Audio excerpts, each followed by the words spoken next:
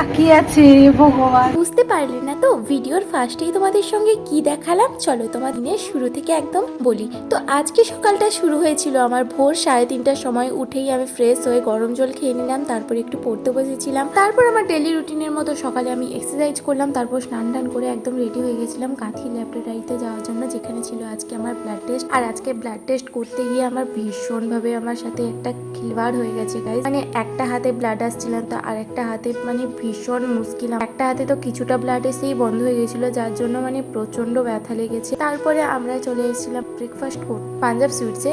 আমি খেয়েছিলাম প্লেন ধোসা আর মা মাত্র 2টো সিঙ্গাড়া। আর তারপরে সেখান থেকে চলে গেছিলাম মানে স্কুলের ড্রেস আনতে।